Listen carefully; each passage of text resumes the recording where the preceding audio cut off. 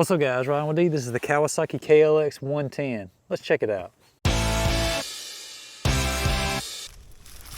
Alright guys, so the Kawasaki KLX 110R. Okay, so they do have an L version. The difference is the L version actually has a clutch on it, 4 up on these bikes. So is this the best pit bike? I say it's pretty close. This thing is a lot of fun. I understand why people want them.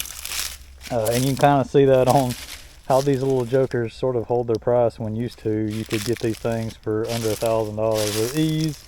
Now they're pretty ragged out for that, which is kind of crazy to me. But anyway, yeah, so this thing, obviously been through the woods, as you can tell. Got a little hitchhiker there. So yeah, right here, got the kickstart. It does have the backup kick. It's obviously electric as well. Which is great for beginner rider, you know, easy to just hop on there and go. This one obviously used, so as you can tell, some of the wear on it. It says a newer model, 2022, so yeah, she's been used, but still relatively new. This one odd thing, whenever you compare these to like some of the, you know, crazy to say this, even Chinese bikes, this actually has drum front, drum rear, so they do pretty good. It ain't like you're going extremely fast, but this thing does get up and go probably better than some people would actually think. If you're getting this for your kid, you can obviously right here with this screw, you can make it to where they cannot twist the throttle as much, so you can kind of tone it down if you need to. Kawasaki fashion, got the nice little window there. Real easy. This is, you know, and you see these type of engine designs pretty much everywhere across the board. One funny thing, and I don't really know why they do this, but maybe it's just me, other people probably don't care, is the little cover for the exhaust. Like, I kind of wish they just enclosed it just to make it, I know that's for heat, like a heat shield, but still, I don't know, just to make it look a little more uniform, but that's just being picky. Not really a big deal. So yeah, so not really much to see on this thing. Yeah, well, another thing, obviously this is carbureted. It does have a reserve, the choke right here, which is kind of funny. A lot of Kawasaki's go into electronically fuel injected. Some people like them, some people hate them, but this is still carbureted, so definitely a little bit more old school there, but I definitely don't mind it whenever it comes to that. So enough talking, not really much to say about this guy. Let's take it for a ride. 10. Let's see what she's got. Uh-oh. Alright, so this one is just 4 up. This is not the L version. It does not have the clutch. Let's see what she's...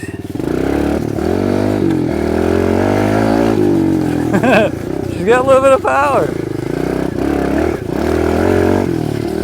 Woo! So about 7 horsepower, 6 foot-pounds of torque, plenty for this little guy.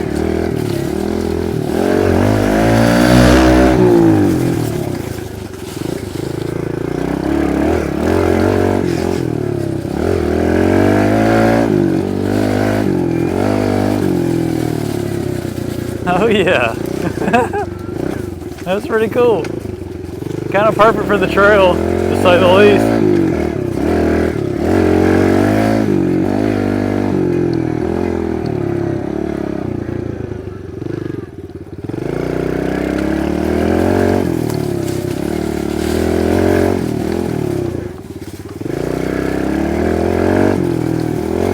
So is this the best little pit bike? I mean, it's probably pretty close. I'm kind of shocked with how much power it's got. It's easily carry me around 510, 155 if you're just now tuning in.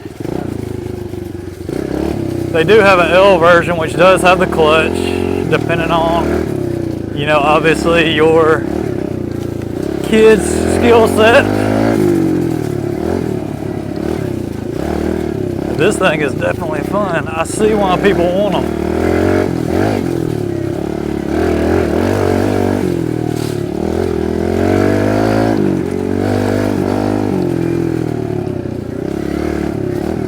It's real easy to ride, which it should be, right?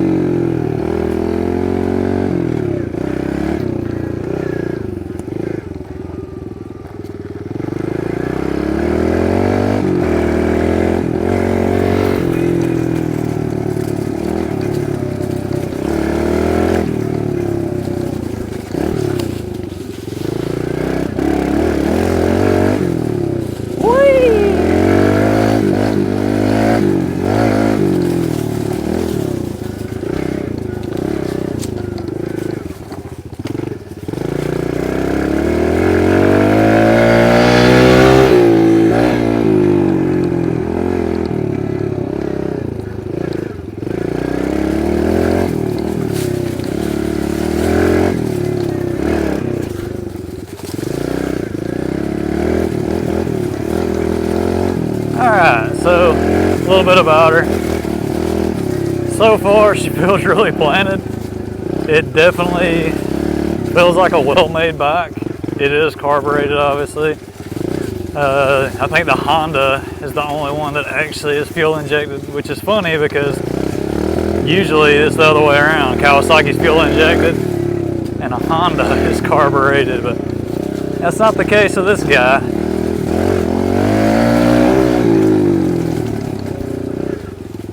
All the power you need just to play on.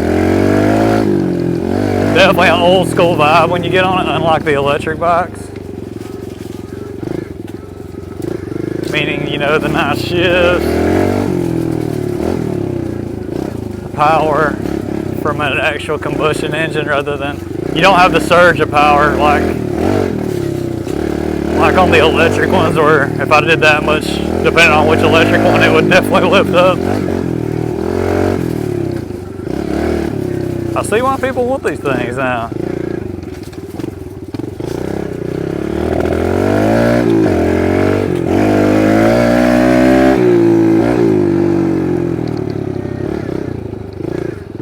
Alright, let's try the hill.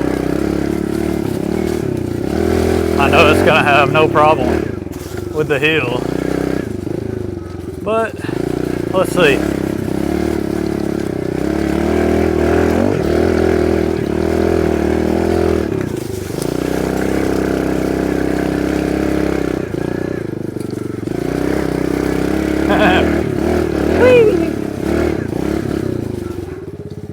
So she rides real smooth, real easy. I mean, without the clutch, it's just easy going. It's definitely going to be easier for your beginner rider. Don't have to worry about the clutch. Just shift it up again, 4 up. For me, I never had a bike that was like that growing up, so it's kind of odd if I'm, you know, sort of driving it fast. But as someone commented before, I mean, hey, if you learn it like that, then you're going to be even better when it gets to the other. But yeah, the suspension is great on this little thing, even with me on it, even though it's not built for somebody my size. It rides really smooth and it has plenty of power for the size that it is. I mean, this thing is more comfortable than the little X Pro 125 that I have.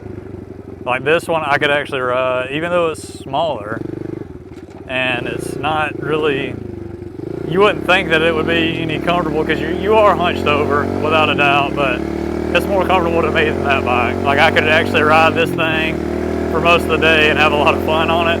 So I get why people get them, you know, to play on. It's not a serious bike. I mean, it's something that it's going to be a play toy for an older one, but it's going to be great for your kids. I mean, without a doubt about that. But here's the thing. So I always like to talk about the value and the money that you had to put into some of these things. So before I got this one, which I got it used, I called around. Right now, Kawasaki has a lot of rebates and stuff like that going on. So there was a lot of them, you know, decent amount of money off. So I was like, okay, well, you know, I see how much they are used. They kind of do hold their value, but what could you get one new? So out the door, my local dealership, out the door, they wanted $3,700 for one of these. Of course, that was tax, title, all that kind of stuff. But I just couldn't believe that they pretty much doubled the price. I mean, it's ridiculous. Now, some of you, if you're watching this video, you might have great dealers that don't want to jack everything up. Most of the time they want to take the rebates from you from some sort of way. So in other words, you don't get them. But yeah, just keep that in mind. You can find these things decent price used, but that's what's driving the used market up. Meaning you have to pay so much out the door, so you really don't see them too much less than MSRP. You can get them below $2,000, usually pretty easy, but just keep that in mind. They're almost paying double if it's like a dealer around where I live. So leave a comment below if you have one of these, how much you give. So I kind of would like to know the prices of them, the totality of it, but I just kind of thought that was crazy. I couldn't imagine. That's the reason why people are going more to some of these Chinese bikes. I mean, it's just, you know, $1,000 and you kind of get the same performance. It's not the same quality, but pretty much the same performance, and hey, your kid's gonna outgrow it. But I will say this, for people that ride, meaning like me, my kids have them, and then I still ride as an adult, but as your kids outgrow this and they want something more powerful, maybe even bigger, you could get this thing, treat it as a pit bike, ride it around, have a lot of fun with it. It's definitely something that you could keep, pass down, have fun with it yourself. So don't be ashamed if you buy it new and give all that money. It could be something that you keep pretty much forever. So if you're still staying tuned, guys, thank you so much for watching. Stay tuned for more of this bike. We're going to do a top speed test on this little joker and just see how fast she can go. If you please leave a comment below. Let me know what you think about this. Let me know what you want to see. Until next time, guys.